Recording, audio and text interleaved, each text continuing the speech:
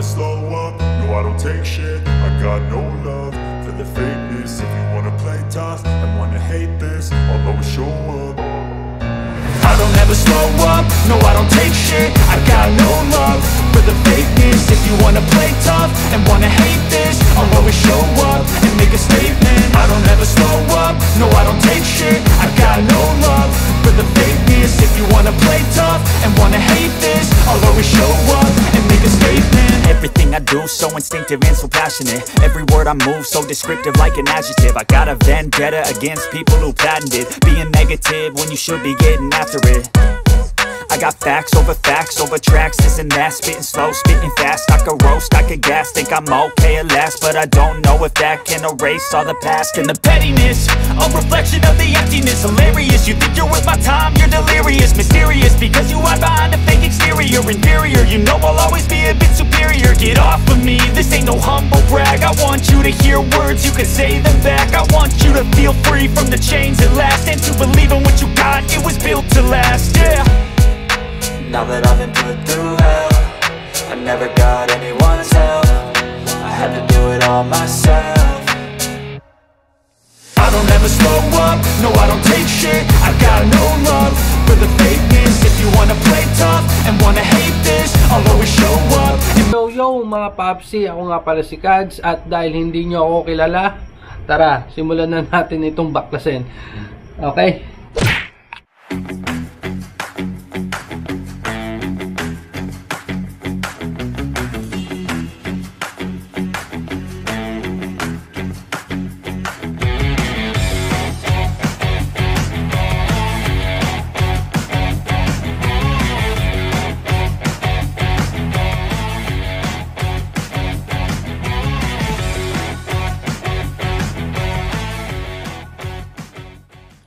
So before natin simulan guys ang pagtanggal nitong mga fairings, is bibigyan ko muna kayo ng overview, no? So pag tinanggal natin ito guys, itong silver na to, or yung aeroscope nya dito sa may tail, so ang mga kailangan yun guys na tanggalin is etong fairings na ito, and then ito, itong itim na ito, itong may NGK na sticker, and then etong silver bago nyo mapatanggal itong scope. So, ganun siya kadetalye, no? So yung mga fairings nya is magkaka-connect. So eto guys, simulan natin dito sa fairings. So ang mga kailangan nyo tanggalin na tornilyo is isa, dalawa, at yung isa dito, tatlo.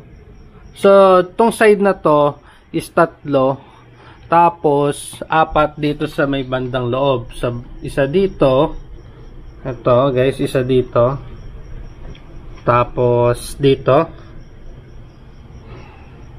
at dalawa dito sa may cowl. Magkaiba guys yung sa left side, which is ito yung left side, dun sa right side. Mas maraming kailangan baklasin dun sa right side dahil kasama niya etong araro. So yun yung pinagkaiba, pero the rest is magkaparehas na yung kabilaan. Dito sa part na to, meron lang ditong susian guys. So kailangan nyo lang tanggalin yung cable. So yun na yun, okay na siya. Pwede na natin guys tanggalin itong ating fairings. Lang naman yung mga tornilyo nya. Meron lang siyang lock dito at saka dito. So kung gusto nyo guys na mapanood ang full details ng pagtanggal nitong fairings, no, itong outer fairings natin dito, is pwede nyong panoorin yung ating separate video, which is ilalagay ko dyan sa description box yung link. So ayun guys, full detailed yun. So kung mapapansin nyo rin guys, isang kagandahan ng ating crash guard, no? So pwede natin baklasin yung fairings nang hindi tinatanggal itong ating crash guard. So ayun guys, so tara, tanggalin na natin to. Next natin ay ang side cover na merong NGK na sticker. So ito yung mga kailangan natin tanggalin. Isang screw dito at isang bolt, 10mm bolt. And then banda rito sa itaas is may push pin. So inangat ko na. Ayan guys. At isa naman dito sa ilalim. Ayan. So Ayun lang yung dito guys, then the rest is nakalock na lang. After natin matanggal ang mga tornilyo, so pwede na natin hilahin ito guys. So ang mga locks niya ay naandito, isa rito, tapos isa dito, ito sa mismong sticker ng NGK, at ang huli ay dito sa may dulo, dito. Yan, may lock yan dito sa dulo. So tara. So banda rito may lock siya, so ito yung kailangan natin iangat. Yan, so ayun, umangat na yung unang lock nya. So pangalawa is banda rito sa may sticker ng NGK. Ayan, okay, umangat na. At ang pinakahuli is dito sa dulo. So ito medyo may katigasan to guys, so pupuwersahin nyo ito maigi.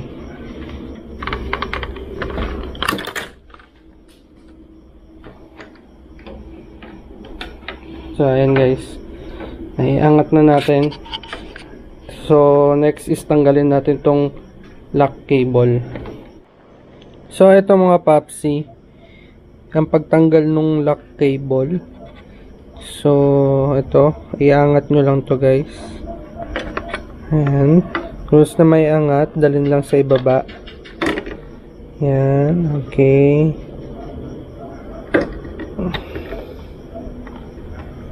Yun, okay na. So yun lang, ganun lang siya tanggalin. So kung mapapansin nyo guys, etong part na ito at saka yung dun sa kabilang side, yan, pares na pares lang yan.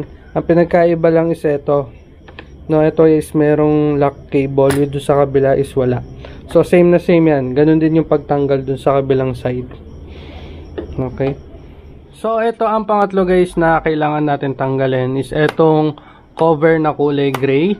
So ang mga tornilyo na kailangan natin tanggalin ay ito, isa, at andito yung isa pa, at meron ditong 10mm bolt dito sa gitna. Ayan guys, at ang isa pa ay etong nasa itaas. Ayan, so yun yung mga tornilyo na kailangan natin tanggalin para matanggal tong kulay gray na ito. So tanggalin muna natin.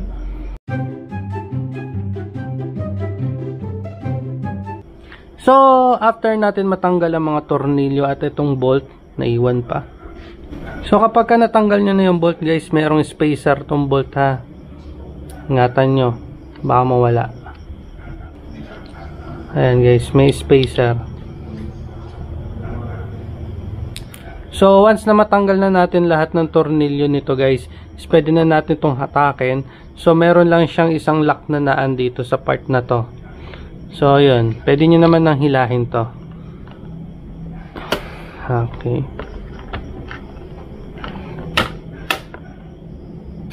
So ayan guys, tanggal na siya. So ayan, kung gusto nyong i-repaint guys, pwede nyo tanggalin itong kulay itim na nasa ibabaw.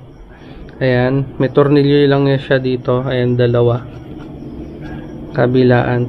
Tapos ito yung pinaka-lock nya. Ayan. Okay.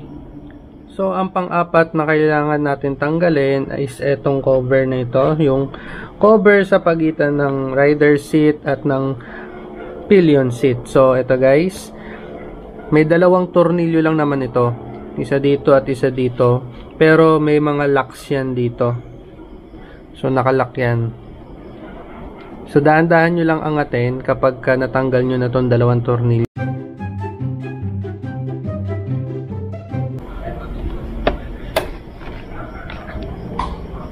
So ayan guys, dahan-dahan nyo lang siya angatin.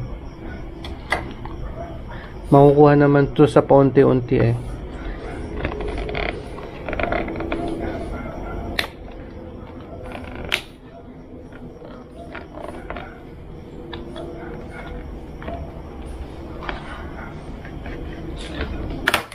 Okay. So ito guys, mapansin nyo, ito yung sinasabi kong lock. Yan. Isa, dalawa, tatlo, apat. So ayun yung kailangan yung angatin. So, once na matanggal na to, eto na ang last part natin. Is etong air scope niya. So, once na matanggal na to guys at ang air scope niya, kung matatanggal nyo kabilaan, pwede nyo nang tanggalin ang tail light. So, para sa ating last part, so, etong air scope na ang ating tatanggalin. So, kailangan lang natin tanggalin itong tornilyo na ito. Plus, yung push pin. May isang push pin siya dito. Okay. So, ito.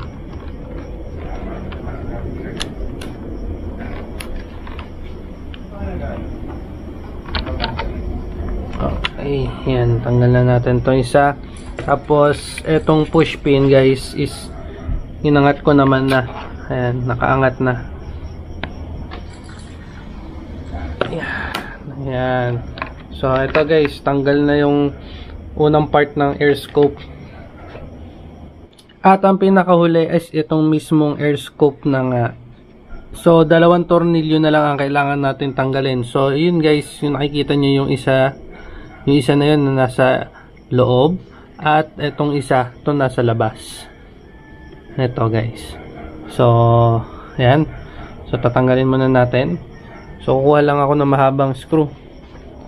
So kailangan kasi natin ito mahaba. So unahin ko itong nasa loob. So ito guys, tanggal na yung ating air scope at pwede natin ipaghiwalayin to eh. Papakita ko sa inyo. So para mapaghiwalay itong ating air scope guys is meron lang siyang lock dito sa taas saka sa ibaba. So iaangat lang natin to. Ayan. Tapos dito sa kabila. Ganun din. Aangat lang. Okay. So ito na guys. Napaghiwalay na natin yung air scope. So, ayun guys. Nabaklas na natin lahat. So, thank you guys for watching and I hope na malaki ang naitulong ko sa inyo, lalo na doon sa mga kailangan magbaklas dahil merong kailangan i-repair. So, yun talaga yung pinaka-point natin dito kung bakit tayo nagbabaklas ng bearings, is para magbigay tulong sa ating mga kapwa 300 SR owners. So before tayo mag-end guys, is gusto ko po muna sanang pasalamatan at i-shout out sila Josh Lucas, Motor 123, JB De Guzman, Brian 0321 at kay Papsi Mark Kyle Reyes na tumulong sa atin kung paano magbaklas. Dahil kung makikita nyo guys, medyo yat po na tayo dahil hindi nakisama yung fairings kagabi. So nagtanong tayo kay Papsi Mark para magpatulong. So ayan, nag-success naman at nabaklas na natin. At ayun na nga mga Papsi, kung hindi pa kayo nakasubscribe sa ating YouTube channel, so pakiclick na lang ang subscribe button at i-click na rin ang tiny bell para lagi kayong updated sa ating mga bagong video. So once again guys, thank you and goodbye. See you on my next video.